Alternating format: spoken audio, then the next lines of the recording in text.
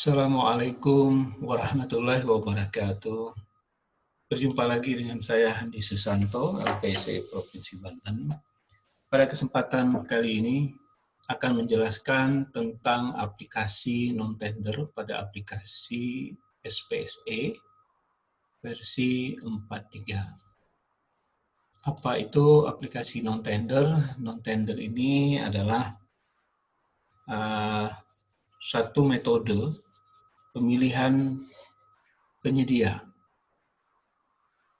Jadi kalau kita kenal saat ini ada 3 metode pemilihan penyedia. Yang pertama e-purchasing, kemudian tender, dan non-tender. E-purchasing adalah metode belanja langsung melalui katalog elektronik pemerintah. Jadi seperti e-marketplace atau belanja online biasa, tapi khusus untuk pemerintah. Nah, ini sudah dijelaskan pada video sebelumnya. Kemudian ada tender, yaitu suatu pengadaan barang jasa pemerintah yang dilakukan secara terbuka. Jadi kalau tender ini, kalau sudah diumumkan, semua penyedia yang berminat dapat mengikuti atau dapat mendaftar pada tender yang sudah diumumkan. Sedangkan pada non-tender, non-tender ini berbeda dengan tender. Kalau sudah diumumkan, tidak semua penyedia bisa mengikuti atau mendaftar pada paket-paket non-tender ini. Jadi hanya yang terundang saja yang bisa atau dapat mengikuti paket-paket non-tender.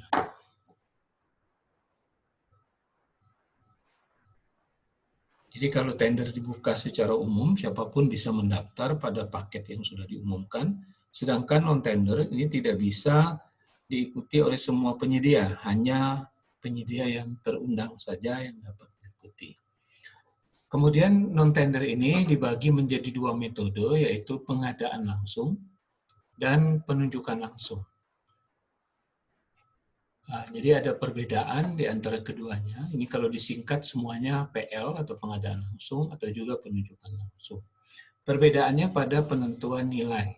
Jadi pada pengadaan langsung, metode pemilihan untuk mendapatkan penyedia barang jasa dengan nilai paling banyak 200 juta atau sampai dengan 200 juta untuk pengadaan barang, konstruksi, dan jasa lainnya. Sedangkan untuk konsultan itu paling banyak 100 juta. Jadi kalau di atas 200 juta pakai metode tender, di atas 100 juta untuk konsultan digunakan metode seleksi, tetapi untuk di bawah 200 atau sampai dengan 200 dan 100 juta, maka metodenya disebut dengan pengadaan langsung. Jadi ini bedanya dengan tender. Jadi kalau tender di atas 200 atau di atas 100 untuk seleksi, maka untuk pengadaan langsung di bawah atau sampai dengan 200, di bawah sampai dengan 200 juta, ini pakai metode pengadaan langsung. Sedangkan yang penunjukan langsung, ini tidak ada batasan nilai. Jadi metode pemilihan ini berdasarkan keadaan tertentu. Jadi bukan berdasarkan nilai. Berapapun nilainya, kalau keadaan seperti yang di bawah ini masuk sesuai, maka bisa kita gunakan metode penunjukan langsung. Jadi bedanya itu. Kalau pengadaan langsung ada batasan nilai 100 atau 200, kemudian yang penunjukan langsung tidak ada batasan nilai, tapi berdasarkan keadaan tertentu. Salah satu beberapa keadaan tertentu yang tertulis, yang tercantum di dalam Peraturan Presiden Nomor 16 Tahun 2018 dan Peraturan LKPP adalah sebagai berikut. Yang pertama, untuk paket-paket yang penyelenggaraan penyiapan kegiatan yang mendadak untuk menindaklanjuti komitmen internasional yang dihadiri oleh Presiden dan atau Wakil Presiden. Jadi kalau ada kegiatan dengan keadaan seperti ini, maka penyedianya dapat kita tentu langsung. Kemudian barang jasa yang bersifat rahasia untuk kepentingan negara meliputi intelijen, perlindungan saksi, pengamanan presiden dan wakil presiden, mantan presiden dan mantan wakil presiden beserta keluarganya, serta tamu negara, setingkat kepala negara atau kepala pemerintahan, atau barang jasa yang bersifat rahasia sesuai dengan ketentuan peraturan perundang-undangan. Jadi kalau kriterianya seperti ini, maka penyedia untuk penyelenggaraan kegiatan ini dapat ditunjuk langsung. Kemudian pekerjaan konstruksi bangunan yang merupakan satu kesatuan sistem konstruksi dan satu kesatuan tanggung jawab atas risiko kegagalan bangunan yang secara keseluruhan tidak dapat direncanakan atau diperhitungkan sebelumnya. Jadi ini apabila ada satu pekerjaan yang sebelumnya sudah dilaksanakan, kemudian untuk selanjutnya dalam rangka satu kesatuan sistem atau kesatuan tanggung jawab atau risiko kegagalan, maka dapat ditunjuk langsung pada penyedia sebelumnya. Kemudian barang atau jasa konstruksi atau jasa lainnya yang hanya dapat disediakan oleh satu pelaku usaha yang mampu. Jadi tidak ada yang bisa melakukan pekerjaan itu kecuali hanya satu penyedia. Maka kita dapat menggunakan metode penunjukan langsung berapapun nilainya. Kemudian yang kelima adalah pengadaan dan penyaluran benih unggul yang meliputi benih padi, jagung, kedelai, serta pupuk yang meliputi urea, NPK, dan ZA kepada petani dalam rangka menjamin ketersediaan benih pupuk secara tepat, cepat untuk pelaksanaan peningkatan ketahanan pangan. Jadi kriteria ini atau keadaan ini bisa digunakan alasan untuk penunjukan langsung. Kemudian pekerjaan prasarana, sarana dan utilitas umum di lingkungan perumahan bagi masyarakat berpenghasilan rendah yang dilaksanakan oleh pengembang yang bersangkutan. Kemudian selanjutnya, keadaan di mana barang atau pekerjaan konstruksi atau jasa lainnya yang spesifik dan hanya dapat dilaksanakan oleh pemegang hak paten atau pihak yang telah mendapatkan izin dari pemegang hak paten atau pihak yang menjadi pemenang tender untuk mendapatkan izin dari pemerintah atau yang lainnya. Jadi ini kriteria yang berikutnya, atau yang lainnya, barang atau pekerjaan konstruksi yang setelah dilakukan tender ulang mengalami kegagalan. Jadi dengan kriteria ini, dengan 8 kriteria ini dapat digunakan untuk menggunakan metode pemilihan penunjukan langsung. Jadi inilah keadaan tertentu atau kriteria tertentu untuk pelaksanaan kegiatan pemilihannya menggunakan metode penunjukan langsung. Jadi tidak ada batasan nilai.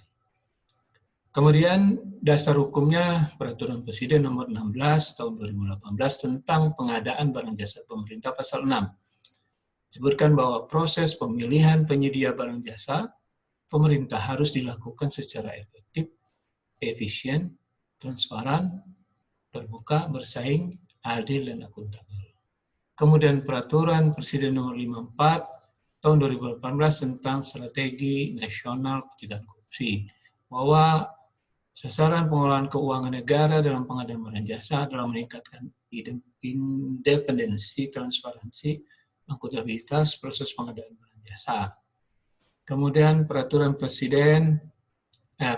Lembaga Kebijakan Pengadaan Barang Jasa atau Peraturan Lembaga LKPP Nomor 9 Tahun 2018 tentang pedoman pelaksanaan pengadaan barang jasa melalui penyedia. Pasal 3 bahwa pelaksanaan pengadaan barang jasa melalui penyedia dilakukan melalui aplikasi atau sistem pengadaan secara elektronik atau sistem mendukung. Jadi ini dasar hukum untuk pelaksanaan non-tender tadi di sistem LPSE. Jadi ini semuanya dilakukan dalam rangka untuk prinsip-prinsip pengadaan seperti efisien, efektif, transparan, terbuka, bersaing, adil, dan akuntabel. Kemudian juga berdasarkan Peraturan Presiden Nomor 4 tentang Strategi Nasional Pencegahan Korupsi. Maka paket-paket non-tender ini juga masuk pada aplikasi LPSE atau sistem pengadaan secara elektronik. Ini dasar hukum untuk pelaksanaan non-tender di sistem elektronik. Kemudian pelaku non-tender siapa saja? Untuk pengadaan langsung dibatasi nilai, yaitu di bawah sampai dengan 200 atau di bawah atau sampai dengan 100 juta untuk yang konsultan tadi. Paketnya dibuat oleh PPK, jadi untuk pengadaan langsung, paket dibuat oleh PPK, kemudian proses pemilihannya oleh pejabat pengadaan. Kemudian kontrak, tanda tangan kontrak dan SPK dilakukan oleh PPK atau pejabat pembuat komitmen dengan penyedia yang sudah ditetapkan pemenang oleh pejabat pengadaan. Jadi pelakunya adalah PPK yang membuat paket, kemudian pejabat pengadaan yang melakukan proses pemilihan dengan metode pengadaan langsung, kemudian ditetapkan pemenang oleh pejabat pengadaan, lalu pemenang yang sudah ditetapkan akan tanda tangan kontrak dengan PPK. Kemudian untuk penunjukan langsung ada 2. Jadi penunjukan langsung ini bisa nilainya nanti di bawah atau sama dengan 200 juta dan di atas 200 juta. Perbedaannya, kalau di atas 200 juta, pelaksana pemilihan untuk penunjukan langsung dilakukan oleh Pokja ULP. Sedangkan yang di bawah 200 juta atau sampai dengan 200 juta, maka pemilihan penyedianya dengan metode penunjukan langsung dilaksanakan oleh pejabat pengadaan. Jadi untuk pemilihannya, panitia lelangnya, kalau di bawah 200 juta pejabat pengadaan, kalau di atas 200 juta, panitia lelangnya Pokja ULP atau istilah Perpresnya Pokja pemilihan. Kontraknya semua tanda tangan oleh PPK dengan penyedia. Jadi perbedaannya adalah pada saat nilai 200 juta ke atas, maka proses pemilihan dengan cara penunjukan langsung dilaksanakan oleh Pokja ULP atau Pokja pemilihan. Jadi panitia lelangnya lebih dari 1, biasanya ganjil, bisa 3, 5, 7, atau 9 orang. Jadi untuk proses yang nilainya di atas 200. Sedangkan untuk paket penunjukan langsung yang di bawah 200 juta atau sampai dengan 200 juta, maka pelaksanaan pemilihan penunjukan langsungnya dilaksanakan oleh pejabat pengadaan. Jadi ini pelakunya pada proses non-tender. Kemudian di sistem LPSE, sesuai dengan peraturan Presiden tadi, dasar hukumnya bahwa aplikasi non-tender harus masuk ke dalam sistem SPSE atau LPSE. Kalau kita lihat di sini posisinya ada non-tender. Jadi prosesnya sudah harus dilakukan pada sistem LPSE supaya lebih transparan, lebih efektif dan efisien. Jadi kalau kita lihat ini sistem LPSE, di atasnya ada tender, kemudian ada non-tender. Jadi pada saat ini semua pemilihan penyedia yang di atas 200 juta sudah wajib menggunakan aplikasi LPSE dengan metode pemilihan tender seperti ini. Kemudian untuk non-tender juga diwajibkan untuk masuk ke sistem LPSE supaya lebih transparan, maka disediakan di bawah ini non-tender. Kalau kita lihat ini paket-paket dengan nilai di bawah 200 atau sampai dengan 200 juta. Maka disebut dengan metodenya pengadaan langsung atau penunjukan langsung. Ya, jadi non-tender sudah masuk ke sini. Tetapi non-tender sendiri dibagi sebetulnya menjadi 3 segmen. Yang pertama dengan nilai 10 juta. Jadi dengan yang di bawah 200 juta ini dibagi 3. Yang pertama sampai 10 juta. Nah, ini kita gunakan metode pengadaan langsung dengan cara belanja langsung. Jadi pengadaan langsung juga, tetapi dengan cara belanja langsung. Nah, ini tidak dilakukan lewat LPSE, prosesnya masih manual. Jadi kalau dinilai lebih efektif dilakukan secara manual, tidak dilakukan melalui LPSE, tetapi tetap harus dicatatkan nanti hasil pemilihannya, hasil transaksinya dimasukkan, dilaporkan oleh PPK ke dalam sistem LPSC. Kemudian yang 10 sampai 50 juta dengan metode, dengan bentuk kontrak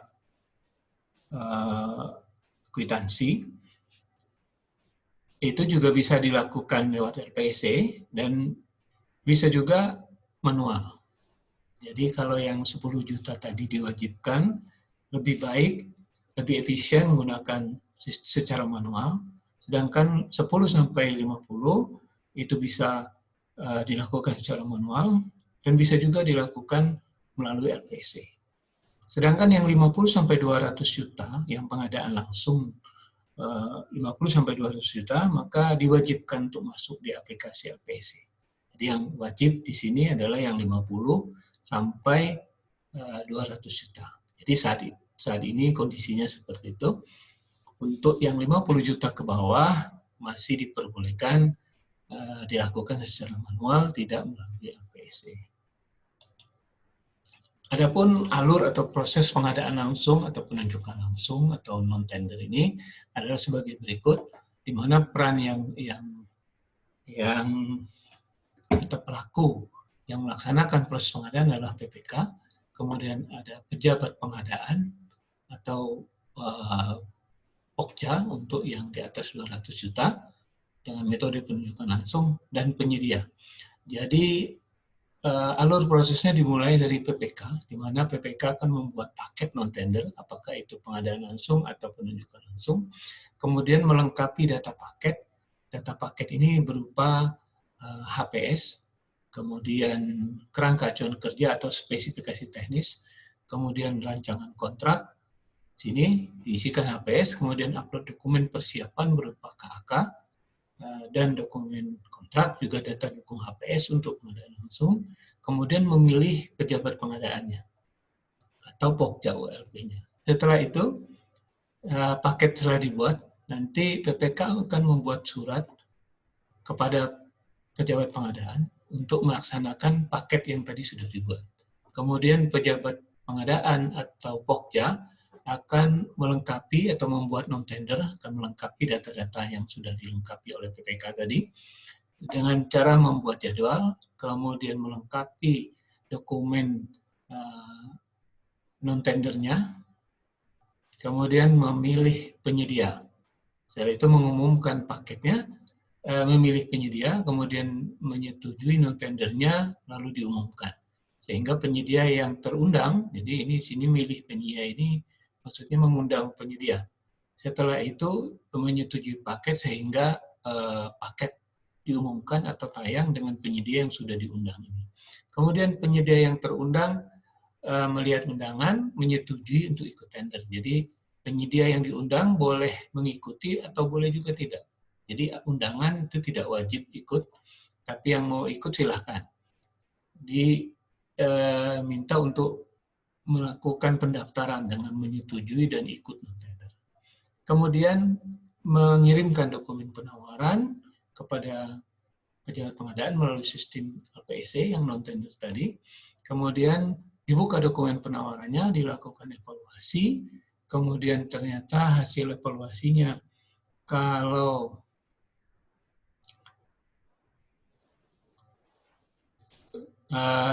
dievaluasi lulus, maka dikirimkan undangan untuk menerima, untuk mendatang, melakukan verifikasi, klarifikasi teknis, dan negosiasi, juga pembuktian kualifikasi. Jadi di sini kalau lulus evaluasi, pejabat pengadaan akan membuat undangan kepada penyedia untuk melakukan klarifikasi teknis, negosiasi, juga pembuktian kualifikasi pada jadwal, tempat dan waktu yang sudah ditentukan dalam undangan. Kemudian setelah klarifikasi dan negosiasi ditetapkan pemenangnya, kemudian dicetakkan berita acara hasil evaluasinya, lalu diumumkan pemenangnya. Lalu diumumkan sekaligus dikirimkan undangan untuk menandatangani kontrak. Nanti proses kontrak akan dilakukan oleh PPK Jadi sebelum kontrak ada yang harus dibuat yaitu SPBPJ, kemudian ada kontrak. Jadi dua ini SPBJ dan kontrak dilaksanakan dibuat oleh PPK. Nah, untuk SPBJ dan kontrak ini juga semuanya prosesnya dilakukan atau dibuat di sistem SPSE versi 43. Setelah kontrak, maka selesailah proses pemilihan penyedia, tinggal dilanjuti dengan pelaksanaan pekerjaan, dan nanti setelah selesai baru diserah terimakan.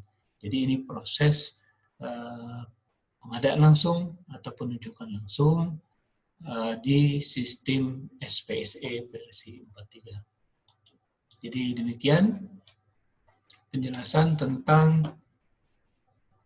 aplikasi non-tender yang ada di versi 43. Untuk detailnya, bagaimana cara melakukan penawaran pada metode pengadaan langsung dan penunjukan langsung, silakan lihat pada aplikasi pada video sebelumnya tentang cara upload penawaran pada pengadaan langsung. Demikian, terima kasih. Mudah-mudahan apa yang disampaikan menjadi ilmu yang bermanfaat. Mohon maaf apabila ada hal-hal yang tidak berkenan. Assalamualaikum warahmatullahi wabarakatuh.